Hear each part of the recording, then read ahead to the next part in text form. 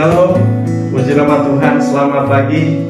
Selamat bertemu kembali dalam program kita membaca Alkitab setiap hari. Pagi hari ini kita masuk dalam 2 Februari. Mari kita terus membaca Alkitab. Kita ikutin terus renungan kita, ikutin terus pembacaan Alkitab kita, supaya kita boleh bertumbuh di dalam firman Tuhan. Sebelum kita mendengar renungan kita pagi hari ini, saudara, kita mari berdoa. Terima kasih Tuhan, pagi hari yang indah ini kami bersyukur untuk hari yang baru. Kami percayakan hidup kami dalam tuntunan-Mu ya Tuhan, dan kami rindu berjalan dalam renungan firman Tuhan. Kami melangkah di dalam tuntunan Tuhan, di dalam tuntunan firman-Mu. Terpujilah Allah kami, di dalam Yesus Kristus kami berdoa, haleluya, amin. Bapak Ibu yang kasih Tuhan, tema kita pagi hari ini, di dalam diri kita ada gambar Allah, amin. Di dalam diri kita ada gambar Allah. Saya akan bacakan Injil Matius pasal yang ke-22 ayat 15 sampai ayat yang ke-18. Kemudian pergilah orang-orang Farisi, mereka berunding bagaimana mereka dapat menjerat Yesus dengan suatu pertanyaan.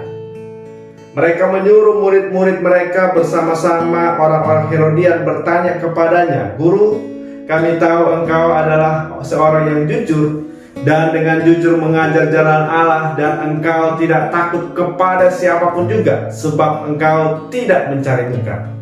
Katakanlah kepada kami pendapatmu, apakah diperbolehkan membayar pajak kepada Kaisar atau tidak?" Nah, Bapak Ibu yang kasih Tuhan, orang-orang Farisi mengumpulkan murid-muridnya dan juga orang-orang Herodian. Orang-orang Herodian ini adalah orang-orang Yahudi yang mereka pro kepada pemerintah. Karena pada saat itu orang Yahudi sedang dijajah oleh bangsa Romawi, dan orang-orang Yahudi ini yang pro kepada pemerintah ini, dikatakan mereka masuk dalam golongan Herodian. Bapak Ibu yang kasih Tuhan, kita melihat orang-orang Farisi ini mencoba untuk menjebak Yesus dengan sebuah pertanyaan. Dan jawabannya adalah si malakama ya saudara. Pertanyaannya, apakah diperbolehkan membayar pajak kepada Kaisar atau tidak? Kalau Yesus mengatakan boleh, maka orang-orang Farisi akan menghasut pengikut Kristus bahwa Yesus juga sekongkol dengan pemerintah. Yesus juga sekongkol dengan penjajah. Makanya mereka punya alasan supaya jangan mengikuti dia, jangan mengikuti Yesus, karena Yesus juga pro kepada pemerintah. Itu saudara ya. Kalau dijawab tidak boleh, maka maka akan melaporkan Yesus kepada pemerintah dengan tuduhan apa? Yesus pemberontak, Yesus melawan pemerintah. Tapi saudaraku, luar biasa jawaban Yesus, dikatakan di dalam ayat yang ke-19, "Tunjukkanlah kepadaku mata uang untuk pajak itu." Mereka membawa suatu dinar kepadanya. Maka Yesus bertanya kepada mereka, "Gambar dan tulisan siapakah ini?" Jawab mereka, "Gambar dan tulisan Kaisar." Lalu kata Yesus kepada mereka, "Berikanlah kepada Kaisar apa yang wajib kamu berikan kepada Kaisar, dan kepada Allah apa yang wajib kamu berikan kepada Allah." Mendengar itu heranlah mereka dan meninggalkan Yesus lalu pergi. Saudara yang kasih Tuhan, dalam renungan kita pagi hari ini, saya mau membagikan 3 poin bagi kita saudaraku, lewat apa yang disampaikan Yesus bagi kita hari ini. Berikanlah kepada Kaisar apa yang wajib kamu berikan kepada Kaisar, dan berikanlah kepada Allah apa yang wajib kamu berikan kepada Allah. Sebetulnya saudara, orang-orang Farisi dan juga kebanyakan orang Yahudi pada saat itu, mereka tidak setuju untuk membayar pajak kepada pemerintah. Mereka tidak setuju membayar pajak kepada Kaisar. Karena apa saudara? Membayar pajak itu memberatkan, merugikan mereka. Begitu saudara. Tetapi mereka takut kepada Kaisar, dan mereka harus melakukan itu. Dan juga Yesus mengatakan di sini, saudaraku, berikanlah kepada Allah apa yang wajib kamu berikan kepada Allah.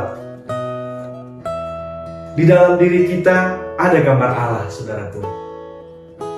Di dalam diri kita ada gambar Allah. Makanya Tuhan mau mengatakan kepada kita, mari segenap hidup kita harus kita persembahkan kepada Allah. Amin, saudaraku. Segenap hidup kita mari kita persembahkan kepada Allah. Sebagai pengikut Yesus yang baik, sebagai pengikut Kristus yang baik, kita juga punya tanggung jawab sebagai warga negara yang baik. Dan juga sebagai warga negara yang baik, kita juga harus mengakui bahwa Tuhanlah yang berdaulat atas hidup kita. Ini poinnya, saudara. Sebagai warga negara yang baik, kita juga harus mengakui bahwa Allah, bahwa Yesus berdaulat atas hidup kita. Tapi juga, saudara, sebagai pengikut Yesus yang baik, kita juga harus punya tanggung jawab sebagai warga negara yang baik. Yang kedua, saudara, kita harus memaknai bahwa tunduk kepada otoritas pemerintah harus kita maknai sebagai ketundukan kita kepada Allah. Tunduk kepada pemerintah harus kita maknai sebagai ketundukan kita kepada Allah. Dikatakan dalam Roma, saudara, ayatnya yang keempat di pasal yang ke-13, karena pemerintah adalah hamba Allah untuk kebaikanmu. Karena pemerintah adalah hamba Allah untuk kebaikanmu.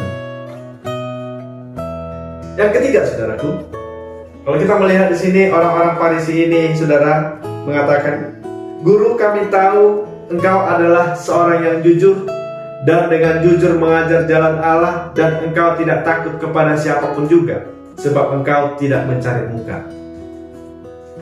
Orang-orang Farisi di sini mengakui bahwa Yesus adalah seorang yang jujur di dalam mengajar. Dan juga seorang yang jujur di dalam mengajar jalan Allah.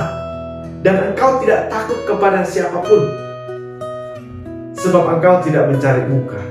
Inilah gambaran asli dari guru kita. Yaitu apa, saudara? Jujur, tidak mencari muka. Tidak melakukan sesuatu karena mencari muka.